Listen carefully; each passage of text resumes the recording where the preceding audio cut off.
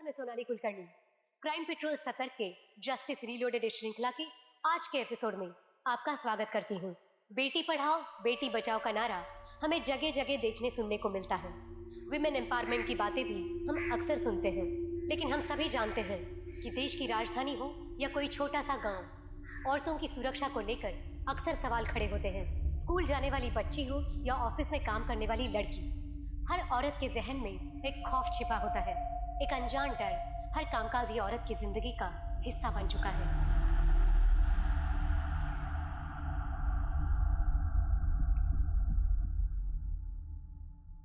Good morning uncle. Good morning बेटा। Uncle दृष्टि कहाँ पर है? अंदर ही है कमरे में, जाओ मिल लो। हाँ। दृष्टि,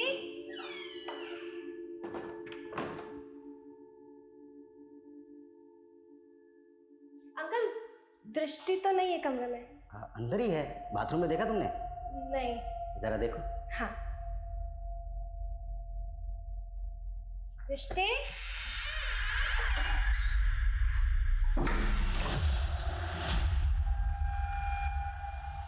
अंकल वो दृष्टि तो बात।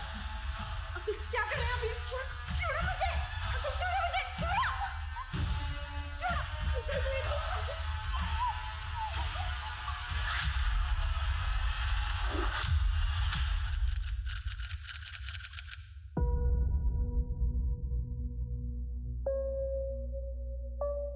मान ले आज से तेरा नया जन्म हुआ है। जो भी हुआ सब भूल जा।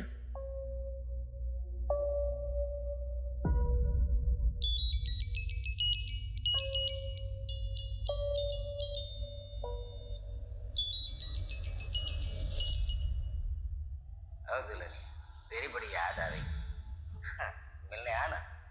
और तूने ना किया ना, शादी भी टूट जाएगी। तेरा बिना कपड़े वाला फोटो है ना, वो तेरे होने वाले पति को भेज दूंगा।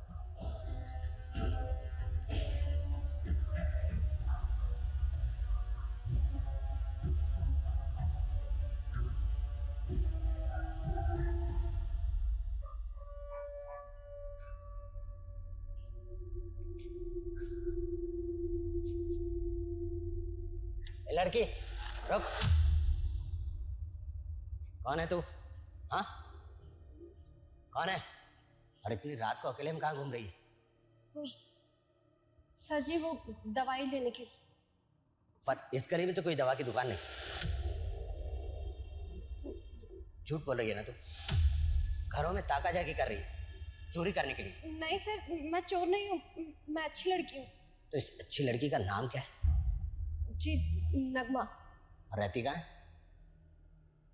और वो यहाँ से दूसरी गली, राजनिवास। चल, मैं तुझे घर छोड़ देता हूँ। चल। जी जनाब, जी बिल्कुल पहुंच जाऊंगा। जी जनाब, चल।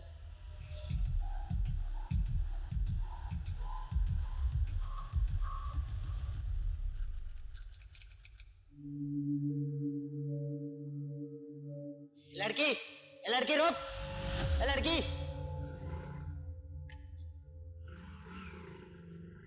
ए लड़की रुक। ए, इतनी देर से आवाज लगा रहा हूं, सुनाई नहीं देता? उस दिन चकमा देके भाग गई थी ना, हैं? अब नहीं बच पाएगी। पूरा राजनिवास छान मारा मैंने, कोई नगमा नाम की लड़की नहीं रहती वहां। तेरा असली नाम नगमा नहीं है ना? बोल। देख बेटी, तेरी जैसी मेरी बेटी भी है। तुझे कोई परेशानी है तो मुझे बता, मैं तेरी मदद करूंगा। आप मेरी मदद नहीं कर सकते। इस दुनिया में कोई किसी की मदद नहीं करता है, कोई किसी का सगा नहीं होता। हाँ बिल्कुल सच है। पुलिस की नौकरी में फैमिली को ज्यादा टाइम नहीं दे पाते। ऊपर से होली दिवाली जैसे त्योहारों पर तो फैमिली के साथ सोशल डिस्टेंसिंग कुछ ज्यादा ही हो जाती है। तो क्या है, एक्शन में रहने के लिए इमोशन को साइड में रखना पड़ता है। धीरे धीरे ये हमारा नेचर बन जाता है, आदत में शुमार हो जाता है। लेकिन एक केस था, शुरुआत तो उसकी बस एक ऑर्डर फॉलो करने से हुई थी, लेकिन उस केस ने मुझे और मेरे नजरिए को पूरी तरह से बदल के रख दिया। इंटरनेशनल वुमेन्स डे को ध्यान में रखते हुए ऊपर से ऑर्डर मिले हैं कि जितने भी औरतों के खिलाफ हुए अपराध के अनसॉल्व केसेस हैं पूरी ओपन किए जाए। जिन जिन केसेस में औरतें विक्टिम हैं उन सबकी लिस्ट बना और शाम तक ये सारी फाइल्स मुझे मेरे टेबल पे चाहिए।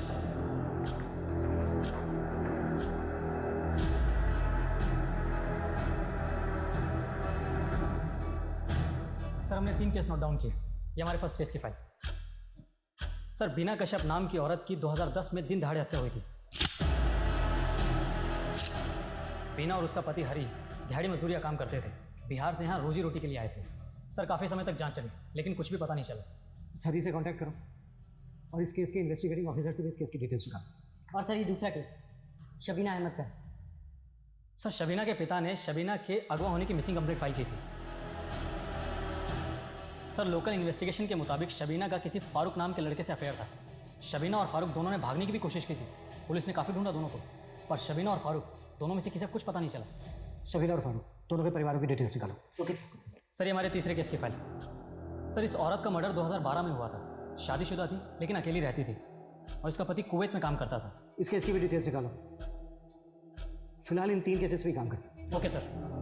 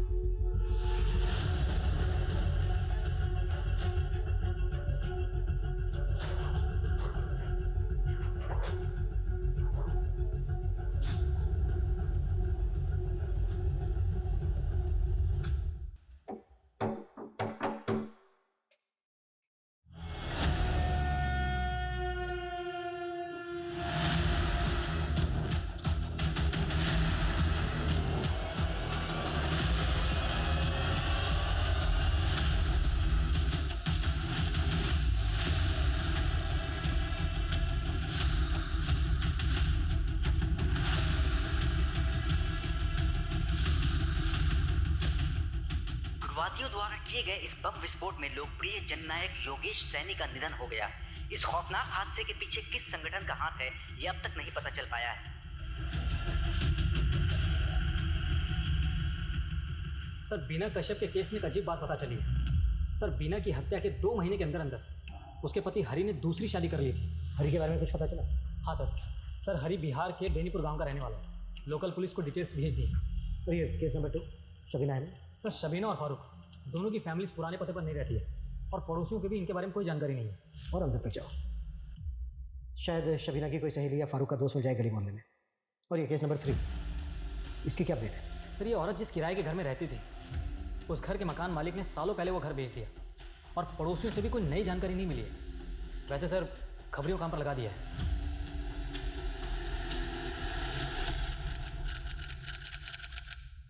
Thank you. देखिए मेरे लिए बहुत ही ऑनर की बात है कि ये यंग अचीवर अवार्ड के लिए मुझे चुना गया एंड आई रियली होप कि मेरी कहानी से बाकी यंगस्टर्स भी इंस्पायर होंगे। अरे वाह गोयल बेटा, तूने तो कमाल कर दिया। अरे तेरे माँ बाप के मरने के बाद मुझे इसी बात की फिक्र थी कि मैं तुझे और इस बिजनेस को कैसे संभालूंगा, पर देखो उस भगवान की कृपा से आज। दादाजी जो भी किया है मैंने किया है, आप प्लीज़ इसका क्रेडिट भगवान को मत दीजिए, मैं प्रसाद ले रहा हूँ। Sir parcel. दादाजी 1 मिनट।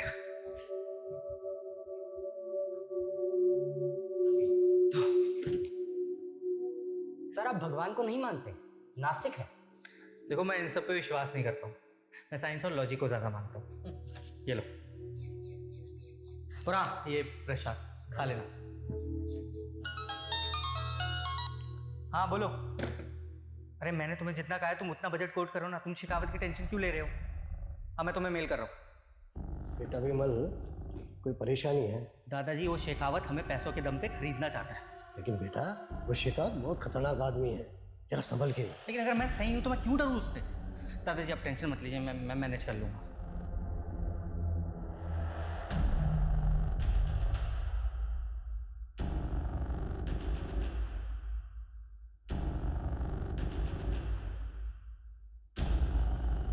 मुरली क्या हुआ, कुछ काम है क्या? कहना है कुछ? सर वो मेरी बीवी की तबीयत खराब है, आधे दिन की छुट्टी चाहिए। आपको घर ड्रॉप करके मैं। सुनो तुम एक काम करो, तुम गाड़ी यहीं पे रोक दो और तुम घर चले जाओ। जाओ, मैं खुद से ड्राइव करके चला जाऊँगा।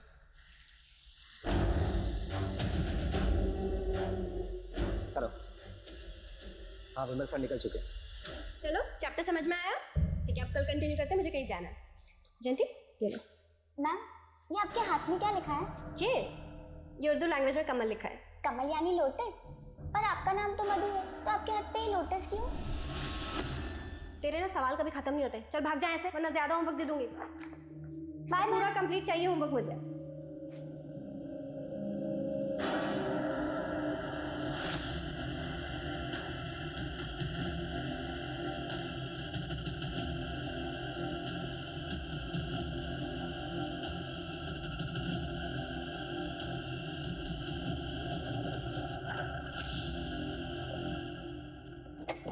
क्या बदतमीजी है?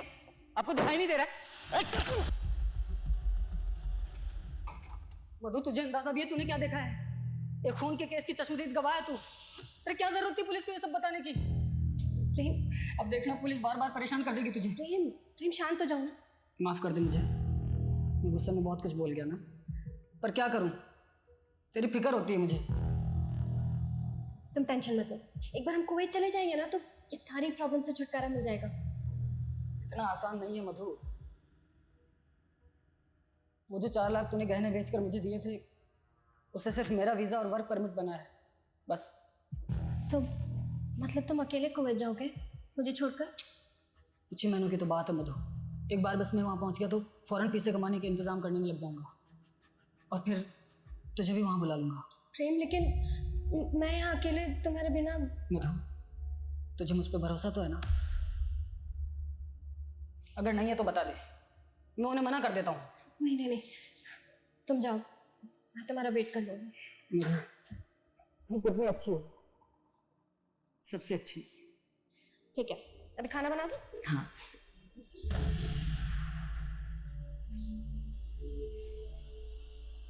मधु मान गई।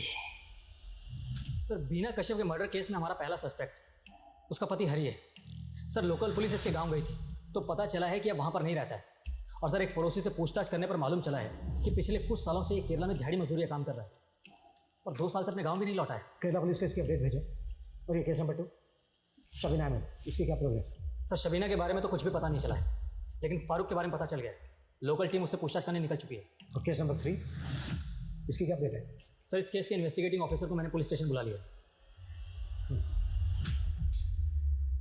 प्रेम, लो। अच्छा सुनो, फ्लाइट में बैठते ही मुझे फ़ोन करना भूलना नहीं। ये भी कोई कहने की बात है? और देखना, 4-5 महीने बाद तुझे भी वहाँ बुला लूँगा। प्रेम, मुझे भूल तो नहीं जाओगे ना? कैसी बात करती है मधु? अगर तू नहीं होती तो मैं कभी कुवैत जा ही नहीं पाता। अब अगर तू ऐसे उदास रहेगी तो मैं जा नहीं पाऊंगा ना। थोड़ा हंस दे। अरे प्रेम भाई, वो गाड़ी आ गई। सामान रख दूं मैं? हाँ, मैं कुछ भूल गया। अरे मधु भाई, मैं रहा। और आप ना फिक्र बिल्कुल मत करना, मतलब प्रेम भाई जा रहे हैं तो क्या हुआ, हम तो हैं आपकी खिदमत में, पूरा ख्याल रखेंगे आपका। अरे प्रेम भाई क्या करें, मुझे अरे जा रहा हूँ, हमारे लिए कुछ लेकर आना।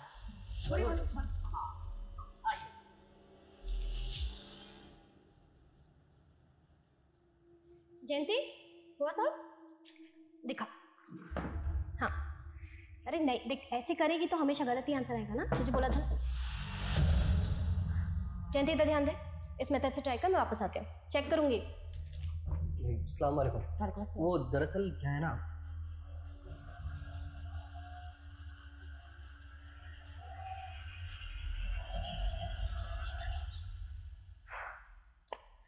मधु मैम, मधु मैम, मधु, मधु मिली क्या? मधु नहीं, हमने पानी टंकी के पास देखा पर मधु कहीं नहीं मिली। मैं वहाँ देखकर आता हूँ। हम उधर देखते हैं। हाँ, गौतम भैया, मधु मैडम को पता चला क्या? अरे नहीं भाभी, सारे में देख लिया, कहीं पता नहीं चल रहा मधु भाभी का। मुझे लगता है प्रेम भाई को हमें बता देना चाहिए। हाँ।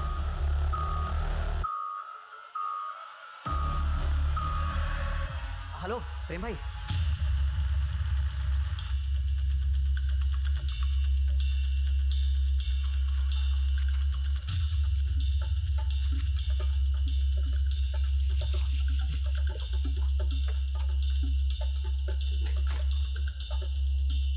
इस लड़की को पहले कहीं देखा है मैंने। कहाँ देखा था? आसपास मालूम करो, शायद किसी को पता हो कि कौन है ये। जी सर।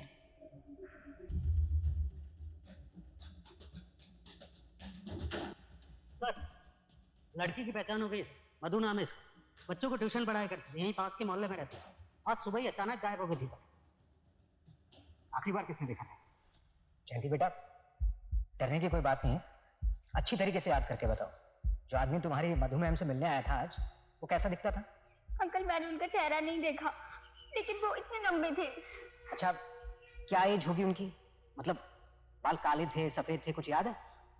काले थे, और मधु मैम के सामने होने के कारण मैं उनका चेहरा नहीं देख पाई। वो आपस में कैसे बात कर रहे थे? मतलब लड़ाई कर रहे थे या प्यार से बात कर रहे थे? वो तो मुझे पता नहीं, लेकिन अंकल ने उन्हें अस्सलाम वालेकुम बोला था। अस्सलाम वालेकुम। और अंकल के हाथ में कुछ सिल्वर कलर का ब्रेसलेट था। इस लड़की को ड्रग्स के इंजेक्शन दिए गए थे, उसके बाद गोंद से इसकी आंखें, नाक और मुंह को चिपका दिया गया। सफोकेशन से इसकी मौत हो गई थी। मुझे लगता है कि मारने वाले इन्वेस्टिगेशन से सामने क्या है? जो सामने आया उससे तो केस सुलझने की बजाय और उलझ गया।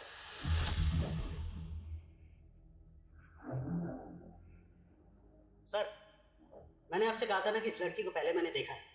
इस लड़की का नाम मधु नहीं। नीलोफर है। जी सर, पर आपको कैसे पता? ये देखो, ये इसके हाथ पर उर्दू में एक टैटू बना हुआ है, मैंने पता करवाया, ये नीलोफर लिखा हुआ। और पोस्टमार्टम से ये भी पता चला है कि इसके साथ में गैंगरेप हुआ था, और गोंद से इसके जो आँख नाक मुंह को चिपकाया गया था, उस वजह से सफोकेशन हुआ और इसकी मौत हो गई। तो वैसे केस के बारे में और क्या पता चला? ये देखिए सर, नीलोफर ऑफ मधु की मिसिंग फाइल। उसके फादर अयूब ने मिसिंग कंप्लेंट लिखवाई थी। तो ये नीलोफर रेवाड़ी की रहने वाली थी, लेकिन नीलोफर से मधु क्यों बनी?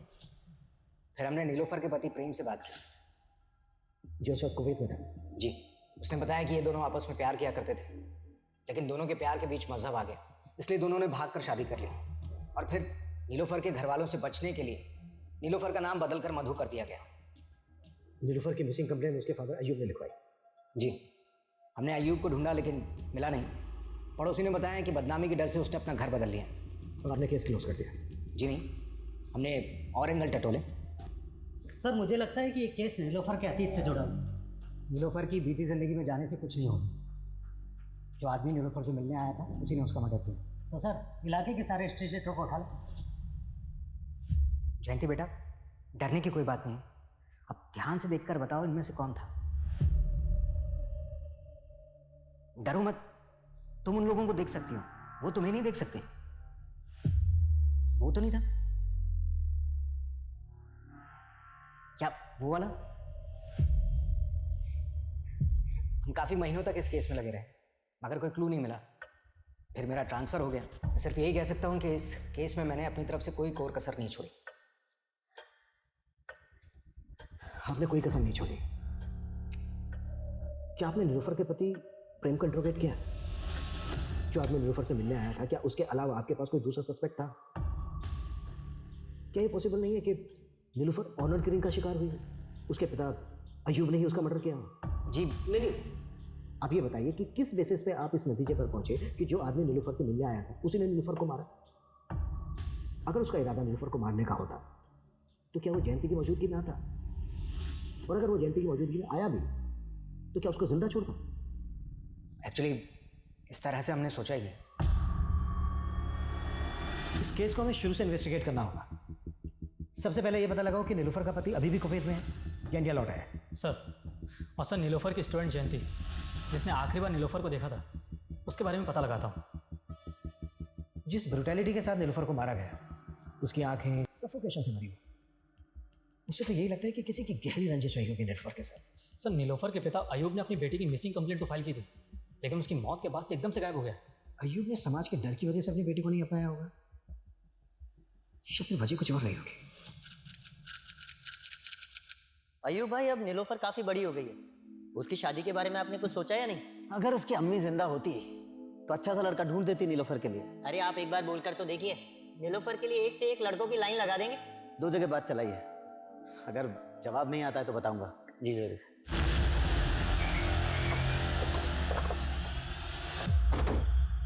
साहब, 2 साल तक मधु और प्रेम मेरे यहाँ किराएदार थे।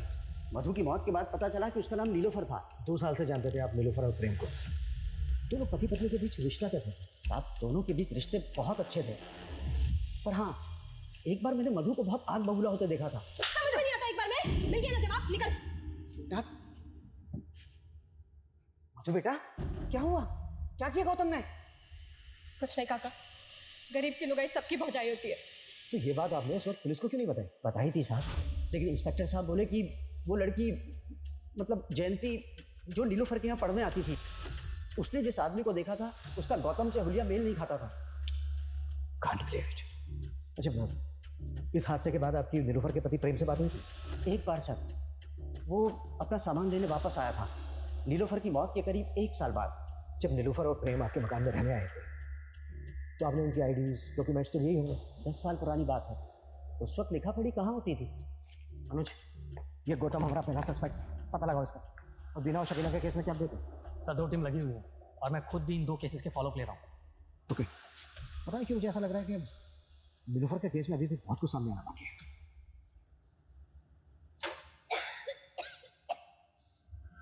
मैं ये क्या हालत बना रखी है आपने अपनी? तू यहाँ क्यों आई है? अम्मी मना किया था ना तुझे आना। आप क्या कर रहे हो? इधर बैठो, इधर बैठो, आ जाओ, इधर जाओ। पानी पिएगी? मैं पी लूंगी, आप बैठो। इतनी तबीयत खराब है आपकी, आपने मुझे बताया भी नहीं। इसमें बताने का क्या है बेटा? ट्यूमर है दिमाग में।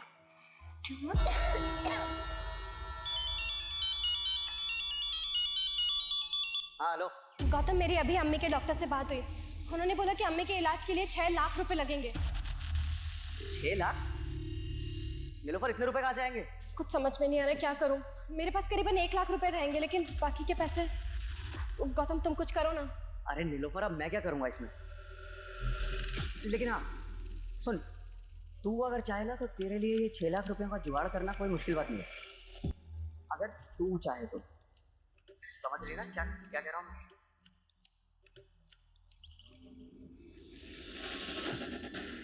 देख बड़ा सेट है, अरे तेरी फोटो देख के हिल गया था, अब तेरा जलवा देखेगा तो पिघल जाएगा। आजा।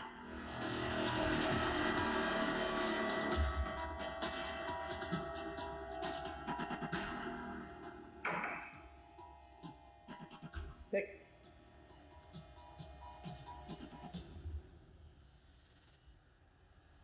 सर बीना के पति हरी ने बताया कि उसने बीना की मौत के तुरंत बाद शादी सिर्फ अपने 2 बच्चों के लिए की थी, जिन्हें वो अकेले संभाल नहीं पा रहा था। हरी ने उस वक्त किसी पे शक जताया था? सर उसकी कंस्ट्रक्शन साइट पे 2 मजदूर थे, दीपक और रुपेश। दोनों शराबी थे और बीना की उनसे कुछ कहा सुनी भी हुई थी। हरी का स्टेटमेंट वेरीफाई करो। सर। और शबीना केस पे क्या अपडेट है? सर मेरी फारूक से बात हुई है, अब वो शादीशुदा है, लेकिन सर उसकी शादी शबीना से नहीं बल्कि किसी और ही लड़की से हुई है। और सर उसने शबीना को नहीं भगाया था। फारूक पे नजर रखो और फारूक के दोस्तों से भी बात करो। सर। हाँ अनुज। सर नीलोफर के केस में एक अपडेट मिली है। सर इसका नाम विमल गुप्ता है और ये एक बिजनेसमैन था और नीलोफर इसके केस की चश्मदीद गवाह थी। और नीलोफर का मर्डर कब हुआ? सर इसके हियरिंग से 2 दिन पहले, और नीलोफर इसके हियरिंग में गवाही भी देने वाली थी। विमल केस में सस्पेक्ट कौन था? सर विमल के केस में प्राइम सस्पेक्ट ये गुंजेश नाम का डिलीवरी बॉय था। सर ठोस सबूत ना मिलने की वजह से कोर्ट ने इसे बरी कर दिया था। गुंजेश, इस पजल की आखिरी कड़ी एक गुंजेश ही हो सकता है। सालों पुराने केसेस को रीओपन करके किसी अंजाम तक पहुंचाना आसान नहीं होता। सबूत मिट चुके होते हैं, गवाह जुटाना मुश्किल होता है। मधु उर्फ नीलोफर के केस में भी कुछ ऐसा ही हो रहा था। इस केस का रुख मोड़ने वाला सबसे अहम गवाह अभी पुलिस की पहुंच से काफी दूर था।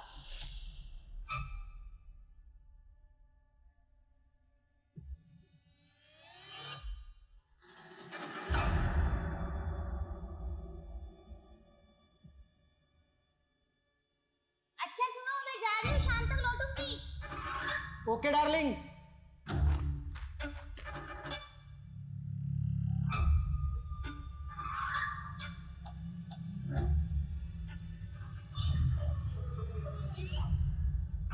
अरे कहाँ चली मेरी रानी? नाटक कर रही है। ठीक है, आपकी सारी बातें इस फोन में रिकॉर्ड हो चुकी। लीजिए लीजिए, लंगोट के बड़े ढीले हैं आप। चलिए अब थोड़ा पैसा ढीला कीजिए, वरना ये सारी फुटेज ना मालकिन को दिखा दूंगी।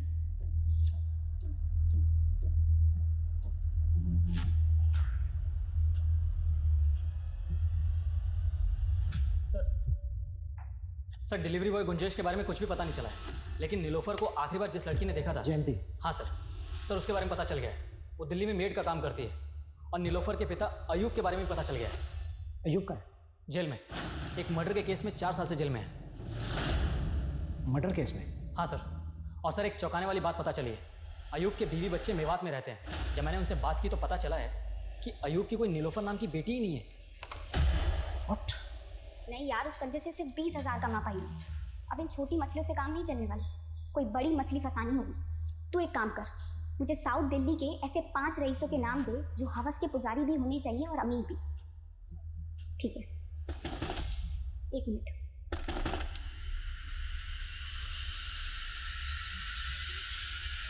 जी जयंती जी कहिए। मुझे तुम्हारी टीचर मधु के मर्डर के सिलसिले में तुमसे कुछ बात। लेकिन मुझे कोई बात नहीं करनी। सुनो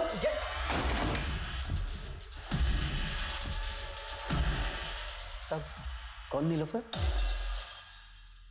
मेरी उम्र हो गई है इसलिए कुछ याद नहीं रहता। आप क्यों मुझे परेशान कर रहे हैं? कम से कम जेल में तो चैन से रहने दीजिए। अच्छा, जेल में लोग चैन से रहने नहीं, सजा काटने आते हैं। देख, मदद कर हमारी ये जानने में कि नीलोफर की मौत कैसे हुई थी। नहीं तो तुझे तेरी बेटी नीलोफर का कातिल साबित करना हमारे लिए कोई बड़ा काम नहीं होगा। चल बोल, कैसे हुई थी तेरी बेटी नीलोफर? नीलोफर मेरी बेटी नहीं थी साहब, नीलोफर कॉल गर्ल थी। देखते ही भाग गई थी साहब मुझे। नीलोफर को अपनी अम्मी के इलाज के लिए पैसों की जरूरत थी, तो मैंने पैसे देकर उसे खरीद लिया उसके दलाल गौतम से। 7 लाख रुपए देकर 7 महीने के लिए खरीदा था साहब उसे, पर साहब उससे 2 महीने में भाग गई। फिर तूने नीलोफर का बाप बनकर उसकी मिसिंग कंप्लेंट फाइल करवाई। तो और क्या करता साहब, सारे अड़ोसी पड़ोसी मेरे पीछे पड़ गए साहब। इसलिए मार डाला उसको? नहीं साहब, मुझे तो खुद नीलोफर के मौत की खबर अखबार से मिली साहब। मेरे तो पैसे भी गए और लड़की भी गई साहब। वो दलाल गौतम जिसे तूने नीलोफर को खरीदा था, कहाँ मिलेगा? वो सब होटल रोजवुड उसका पुराना अड्डा हुआ करता था, शायद अब भी वहाँ आता जाता हो।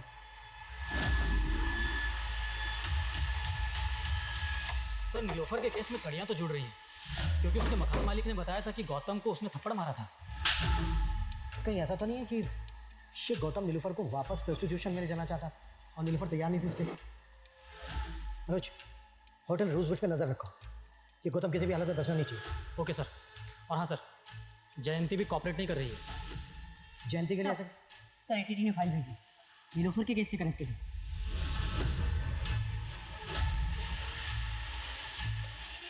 क्या हुआ सर?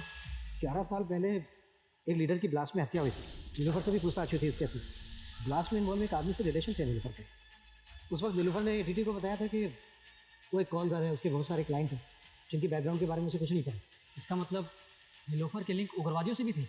एटीटी को शक तो था नीलोफर पे, हालांकि कुछ साबित नहीं हुआ। पहले एक टीचर, उसके बाद कॉल कर, फिर उग्रवादियों से उसके सामने। आखिर ठीक है लड़की।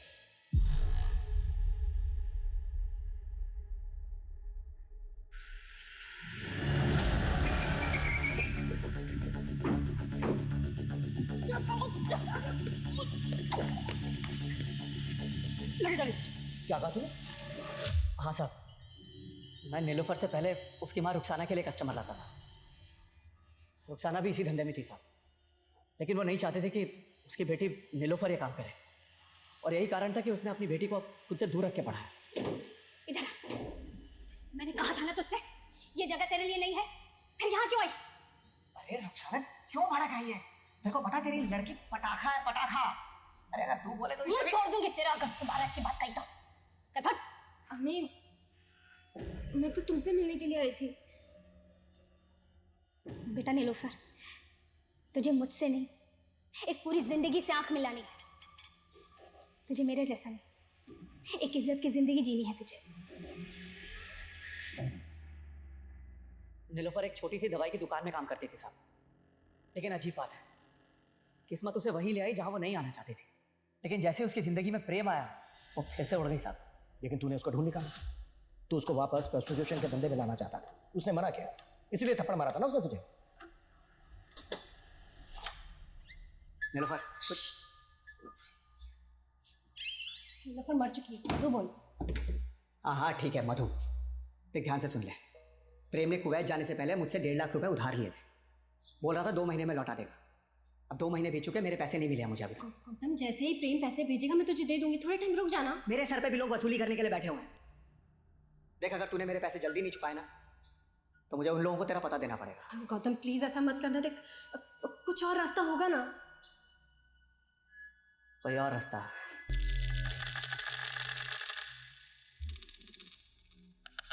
एक रास्ता है। शर्म नहीं आती तुझे? उसने धंधा करने से मना कर दिया, इसलिए तूने उसको मार डाला। नहीं साहब, उसकी मौत से तो सच कहूं मेरा नुकसान ही हुआ है साहब। एक लड़की की जान चली गई और तुझे नुकसान की पड़ी। इंस्पेक्टर साहब, ये नीलोफर कोई साधारण लड़की नहीं थी, लॉटरी थी, लॉटरी। कभी अयूब को लगी, कभी मुझे, तो कभी प्रेम को, और सबने उसका फायदा उठाया सर। प्रेम ने भी? हाँ साहब। कहाँ मिलेगा प्रेम? वो तो नहीं पता मुझे साहब, लेकिन अगर आप लोगों को मिल जाए तो मेरे पैसे निकलवा लेना उससे, और चाहिए तो थोड़े पैसे आप भी रख लेना। अरे सर, अरे खास इंफॉर्मेशन दे सकता हूँ आपको सर। सर, एक औरत है आयशा कुरैशी नाम की। आयशा कुरैशी?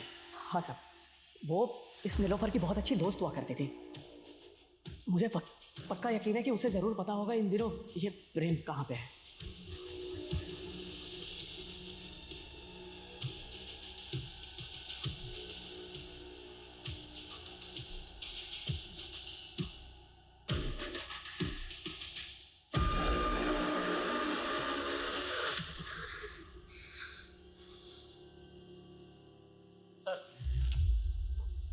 सर गौतम सही कह रहा है, आयशा अलवर में ही रहती है। नीलोफर का केस काफी उलझाने वाला है, और मुझे कुछ तो है जो अभी भी इस केस में छूट रहा है। एनीवे, मैं जयंती से बात करने की कोशिश करता हूँ, तुम अलवर जाओ। आयशा से। सर। जी सर, नीलोफर और मैं पहले एक ही मोहल्ले में रहते थे। कुछ ही दिनों में दोस्ती भी हमारी अच्छी हो गई थी। प्रेम के साथ खुश थी सर वो, लेकिन ये गौतम उसे बहुत तंग करता था सर। बार बार उसे वापस से धंधे में बैठने के लिए दबाव डालता था। हो ना हो सर, ये गौतम ने उसे मारा है। अगर गौतम ने नीलोफर को मारा है तो वो बचेगा नहीं, लेकिन हमारा प्रेम से बात करना बहुत ज़रूरी है। कुछ बता सकती हो प्रेम के बारे में? सर, मुझे प्रेम के बारे में कुछ नहीं पता।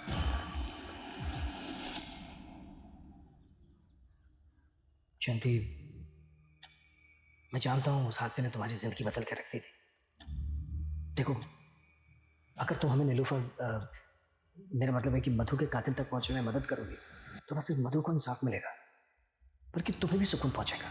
सर, आज भी उस आदमी के पैरों की आहट मुझे डरा देती है। अब वो डरेगा, बस जितना तुम उस आदमी के बारे में जानती हो उसके बारे में ज़्यादा से ज़्यादा हमें बताने की कोशिश करो, ताकि हम जल्दी से उस तक पहुंच सकें। सर, मैं ज़्यादा कुछ तो नहीं जानती, लेकिन उसने अपने हाथ में एक सिल्वर कलर का ब्रेसलेट पहना था। ब्रेसलेट? हाँ सर। अच्छा जयंती, मधु ने कभी जिक्र किया था तुमसे कि उसका पति प्रेम कहाँ का रहने वाला है? कुछ इस बारे में बताया था?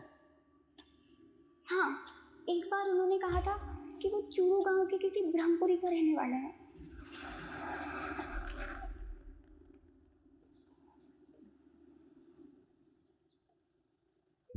प्रेम शुक्ला? सब प्रेम को तो 2015 में किसी ने मार दिया था। कैसे हो सकता है? कितना नजदीक हम केस सॉल्व करते हैं। सर, प्रेम की पोस्टमार्टम रिपोर्ट। सर, रिपोर्ट के मुताबिक प्रेम की आंखें, मुंह, नाक, दिल और दोनों की बॉडी में सेम ड्रग के ट्रेसेस भी मिले थे, लेकिन नीलोफर को तड़पा तड़पा के मारा गया, जबकि प्रेम को मारने में जल्दबाजी दिखाई गई है। प्रेम की मौत सफोकेशन से नहीं हुई, बल्कि फटल ब्लो से हुई। प्रेम के चेहरे और सर पर 5 बार वार किए गए। हो ना हो, नीलोफर और प्रेम का कातिल एक ही है। अनुज, नीलोफर और प्रेम के मर्डर की पहले की उनकी सारी एक्टिविटीज बता दो। Yes sir.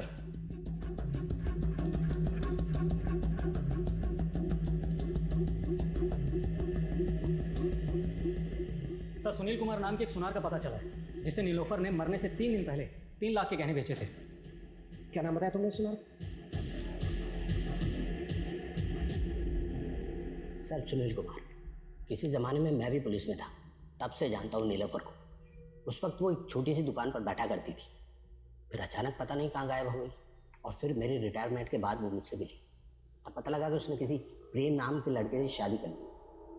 उसकी मौत से कुछ दिन पहले उसने मुझे घर पर बुलाया था। बेटा, प्रेम को कुवैत भेजने के लिए तूने पहले ही कितने जेवर भेज दिए, अब ये भी भेज देगी तो तेरे पास क्या बचेगा? चाचा, ये जेवर बेचकर मुझे भी कुवैत जाना है, प्रेम के पास। मुझे जेवर की नहीं, अपने पति की ज़रूरत है। आप देखिए ना, इनका जितना भी पैसा बनता है आप मुझे दे दीजिए। मुझे क्या पता था कि वो पैसे उसकी मौत से जा जुड़े। जरूर सर, इन पैसों की वजह से किसी ने मार दिया नीलोफर। ठीक है सुनील, फिलहाल तुम जा सकते हो, जरूरत पड़ी तो दोबारा बुलाएंगे। जी सर। अनुज, अपने खबरियों से कहो कि वो पता लगाएं कि नीलोफर के मर्डर के आसपास किसी के पास अचानक से बहुत सारे पैसे आए थे। Yes sir.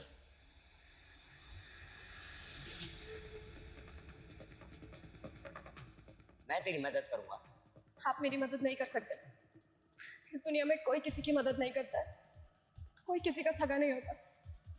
जो करना था मैंने खुद कर लिया। ये तो मर गया। तूने किया है सब? कैसे मारा इसे? का इंजेक्शन देकर उससे हार्ट अटैक आ गया इसको। तुझे कैसे पता इस इंजेक्शन के बारे में? फार्मेसी की स्टूडेंट हूँ मैं, और इसको मैंने ही मारा। अरेस्ट कर लीजिए मुझे। मेरी भी बेटी, मैं समझ सकता हूँ कि तुझ पर क्या बीती होगी, और मेरी बात ध्यान से सुनो।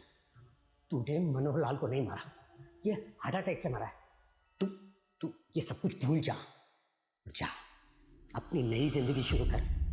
जा बेटी, जा। सर, जिस एरिया में नीलोफर का मर्डर हुआ था के आसपास 3 और औरतों का मर्डर हुआ था। और हाँ सर, उन 3 औरतों का मर्डर भी उसी ड्रग से हुआ था जिससे नीलोफर और प्रेम कुमार का हुआ था। उनकी आंखें और मूवी ग्लू से चिपकाई गई? नहीं सर, लेकिन हाँ सर, उन सभी ने नीलोफर की तरह मरने से कुछ दिन पहले कोई जेवर या प्रॉपर्टी बेची थी। लाखों रुपए जमा थे उनके पास, जो उनको मारकर लूट लिए गए थे। ये किसी सीरियल किलर का काम तो नहीं है? सर, नीलोफर के मोहल्ले में एक शोएब नाम का आदमी रहता था। सर, वैसे तो कड़का था, लेकिन अचानक से उसके पास काफ़ी पैसा आ गया था, और नीलोफर की मौत के कुछ दिन बाद ही शोएब अपनी बीवी के साथ नए घर में शिफ्ट हो गए। ये देखिए सर, ये उसका एड्रेस है। हाँ सर, शोएब मेरे पति हैं। कहाँ मिलेगा शोएब इस वक्त? सर, वो अक्सर शहर के बाहर रहते हैं। अभी इस वक्त वो कहाँ हैं मुझे नहीं मालूम। ओके, कोई बात नहीं।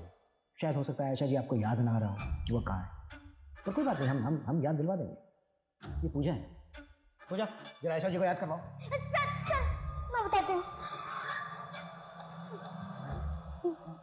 हूँ सर।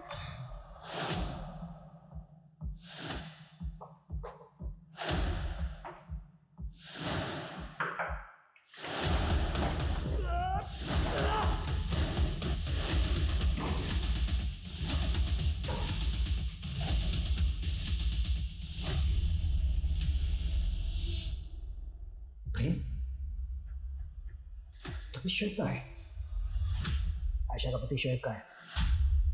शोएब छोटा मोटा चोर था। जब वो जेल में था तो मैं और आयशा करीब आए और हम दोनों को प्यार हो गया। आइए आइए आयशा जी, आइए। आप ही कहाँ से बता दिए? आगे बोल। आयशा शोएब को छोड़कर मेरे साथ शादी करना चाहती थी, इसलिए हमने एक प्लान बनाया था। शोएब बहुत पुराने ख्यालातों वाला था, और जब वो जेल से छूट कर आया तो आयशा ने उससे बताया कि पैसे कमाने के चक्कर में उसने प्रोस्टिट्यूशन का धंधा करना शुरू कर दिया है। सर, मुझे लगा था ये सुन के शोएब बहुत खफा होंगे और मुझे तलाक दे देंगे, और फिर तुम प्रेम के साथ शादी कर लोगे। जाहिर सी बात है, ऐसा हुआ नहीं होगा। जी हाँ सर, लेकिन हमने हार नहीं मानी सर। मैंने नीलोफर को बेवकूफ़ बनाकर उससे पैसे लिए और फिर कुवैत चला गया। तो भी छुटकारा पाना चाहता था नीलोफर से? हाँ, लेकिन वो भी शोएब की तरह मुझे छोड़ने को तैयार नहीं थी। मैं जानती थी शोएब पैसा कमाने के लिए बहुत हाथ पैर मार रहा है। ये बात आयशा ने कुवैत फ़ोन करके मुझे बताई। मुझे एक आइडिया आया। मैंने शोएब को नीलोफर का खून करने के लिए पैसे का लालच दिया था, और वो मान गया। अस्सलाम वालेकुम। वालेकुम अस्सलाम। जी, दरअसल वो आयशा की तबीयत अचानक से बिगड़ गई। आप चलिए ना मेरे साथ। चलिए।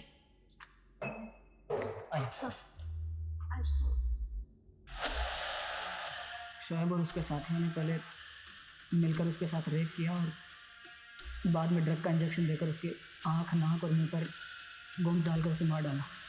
नीलोफर के बाद शोएब की बारी थी। प्रेम जब कुवैत से लौटे तो हमने शोएब को भी ड्रग का इंजेक्शन दिया और नीलोफर की तरह उनकी आंखों में, नाक में और मुंह में ग्लू डाल दिया और सर पे पत्थरों से कई बार। इन सब जगहों पर ग्लू क्यों डलवाया? इतनी बेरहमी से क्यों मरवाया उसको? क्योंकि उसने मेरी आंखों में धूल झोंकी थी। उसने मुझे अपने अतीत के बारे में नहीं बताया था। अब तूने जो इतने लोगों की आंखों में धूल झोंकी वो, और शोएब को इस तरह से क्यों मरवाया तूने? ताकि पुलिस को लगे कि दोनों को एक इंसान ने मारा है। हम दोनों को लगा कि शोएब को कातिल समझकर पुलिस उसके पीछे जाएगी। नीलोफर की तरह और भी लड़कियां थी प्रोस्टिट्यूशन के धंधे में, उनको क्यों मरवाया? पैसे के लिए। पहले उन्हें मेरे प्यार के जाल में फंसाता और फिर शादी का वादा करता और पैसे मिलते ही मार डालता। क्या पाया है सब करके? एक दूसरे का साथ पाया सर। हम दोनों हर हाल में हमेशा एक दूसरे के साथ रहना चाहते थे। वो तो होने से रहा, क्योंकि जेल में आदमी और औरतों के लिए बैरक अलग अलग होते हैं। मधु उस नीलोफर की कहानी ने मेरी अब तक की क्राइम की समझ पर कई सवाल या निशान खड़े कर दिए। मुझे एहसास हुआ कि कभी कभी इंसान पूरी तरह से सही या गलत नहीं होता है। कई बार इंसान हालातों के आगे मजबूर भी होता है। इसलिए आप सभी से मेरा अनुरोध है कि किसी को भी जज करने से पहले एक बार उसके हालातों के बारे में जरूर सोचें। रीओपन किए गए तीनों केसेस को सॉल्व करने में पुलिस कामयाब रही। बीना की हत्या के जुर्म में उसके पति हरी को पुलिस ने अरेस्ट कर लिया। शबीना अहमद ऑनर किलिंग का शिकार हुई थी। शबीना के पिता और भाई ने ही उसकी हत्या की थी। वो दोनों भी इस वक्त पुलिस की हिरासत में हैं। बिजनेसमैन विमल गुप्ता के कत्ल की वजह बड़ी विचित्र थी। गुंजेश ने विमल की हत्या की क्योंकि विमल भगवान को नहीं मानता था। सर आप भगवान को नहीं मानते, नास्तिक हैं। देखो मैं इन सब पे विश्वास नहीं करता हूँ, मैं साइंस और लॉजिक को ज़्यादा मानता हूँ। और उसकी बातों से गुंजेश की भावनाओं को ठेस पहुंची थी। प्रेम और आयशा ने मधु और शोएब की लाशों पर अपने प्यार का आशियाना बनाना चाहा, लेकिन जुर्म की दीवार से टिकी इमारत हमेशा ढह जाती है। इन केसेस की कामयाबी से एक बार फिर से ये बात साबित हो गई कि अपराधी कितना ही शातिर क्यों न हो, कानून के शिकंजे से ज्यादा देर बच के नहीं रह सकता। जैसे हर केस की एक नियति होती है, वैसे हर अपराधी की भी एक नियति होती है। Crime never page. हर मुजरिम की नियति में उसके अपराध का दंड लिखा होता है। अब मैं सोनाली कुलकर्णी आपसे विदा लेती हूँ। फिर मिलेंगे क्राइम पेट्रोल सतर्क जस्टिस रीलोडेड में एक नए केस के साथ। तब तक अपना और अपने परिवार का ख्याल रखिए। आप जानते हैं हम सब एक मुश्किल दौर से गुजर रहे हैं। कृपया मास्क पहने, सैनिटाइजर का इस्तेमाल करें और सोशल डिस्टेंसिंग ध्यान में रखें। देखते रहिए क्राइम पेट्रोल सतर्क। जय हिंद।